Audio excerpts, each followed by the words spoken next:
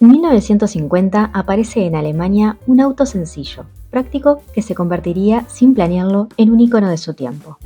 Hoy te voy a contar la historia del Trabant. Trabi, para los amigos, es un automóvil que fue producido en la entonces República Democrática Alemana, RDA, durante gran parte del periodo de la Guerra Fría. Fue uno de los vehículos más emblemáticos del bloque del Este y un símbolo de la era comunista en Europa Oriental. Trabant significa en alemán satélite y claramente le pusieron así en honor al satélite soviético Sputnik.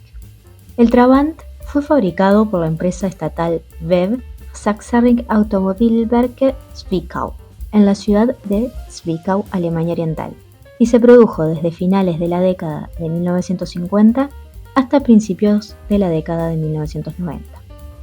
Este automóvil se destacó por su diseño sencillo y su carrocería de Duroplast, plástico reforzado con fibra de vidrio, que le da una apariencia distintiva. Sin embargo, en términos de rendimiento y tecnología, el Trabant quedaba significativamente rezagado con respecto a los automóviles occidentales de la misma época.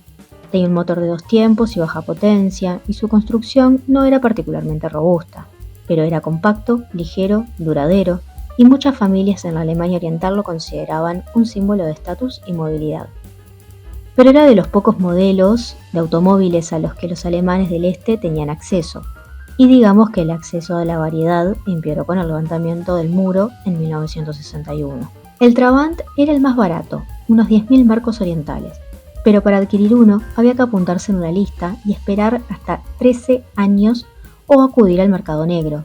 Recordemos que el muro de Berlín estuvo levantado por 28 años. Dado que había que esperar tanto tiempo para obtener un auto, los nuevos propietarios solían ser muy cuidadosos en la conducción y el mantenimiento del coche, y habitualmente llegaban a ser muy habilidosos reparándolos. La vida media de un Trabant era de 28 años. Los usados eran a menudo vendidos a un precio más alto que los nuevos, ya que estaban disponibles inmediatamente y liberaban la lista de espera. También cruzar el muro con un Trabant por los puntos de control era bastante complejo, ya que del lado occidental lo veían como un símbolo soviético y se limitó su acceso por el nivel de emisiones, que era superior al tolerado por Occidente. Pero, si hay una historia en particular que destaca el papel del Trabant en un evento histórico, es la caída del muro de Berlín. Durante la noche del 9 de noviembre de 1989, cuando miles de ciudadanos de Berlín Oriental se congregaron en los puntos de control fronterizos entre Berlín Este y Oeste, un Trabant desempeñó un papel inesperado pero significativo en la apertura del muro. Uno de los puntos de control más famosos fue el cruce de la frontera en el Checkpoint Charlie.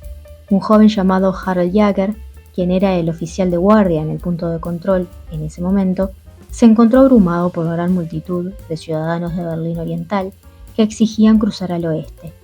En un momento de confusión y sin instrucciones claras de sus superiores, Jäger tomó la decisión de abrir el punto de control y permitir que los ciudadanos cruzaran libremente. Ese día también Günter Schabowski, en una conferencia de prensa, confirmó que la apertura del muro de Berlín iba a ser ab sofort, o sea, enseguida. Y eso generó gran caos y confusión, haciendo que todo el pueblo berlinés fuera al muro de Berlín a derribarlo.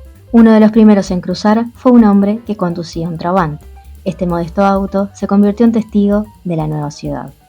Esta imagen del Trabant cruzando el muro de Berlín se ha convertido en un símbolo duradero del colapso del régimen comunista en Europa del Este y el fin de la Guerra Fría.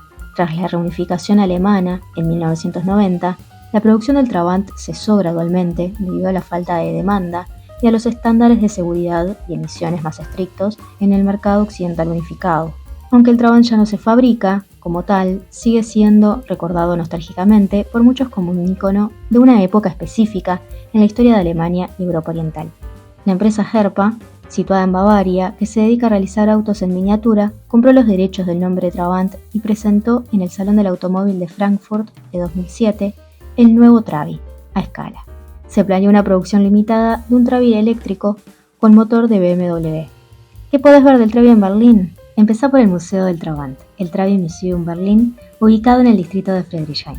Este museo exhibe una colección de Trabants restaurados, así como objetos relacionados con la historia del automóvil y la vida en la antigua RDA. También puedes hacer recorridos en Trabant Varias empresas ofrecen recorridos turísticos a bordo de Trabants restaurados. Estos recorridos ofrecen una experiencia única para explorar la ciudad desde la perspectiva de un automóvil que fue emblemático durante la Guerra Fría. También tenés la oportunidad de conducir o ser conducidos en un Trabant mientras visitan los puntos turísticos de Berlín. Y también tenés la posibilidad de elegir entre el viejo Trabant o uno eléctrico. Te dejo en la descripción opciones de tours y la web del museo. Espero que te haya gustado este video y recorrido por la historia de este auto icónico y nos vemos el domingo que viene. Que tengas una hermosa semana. Chao.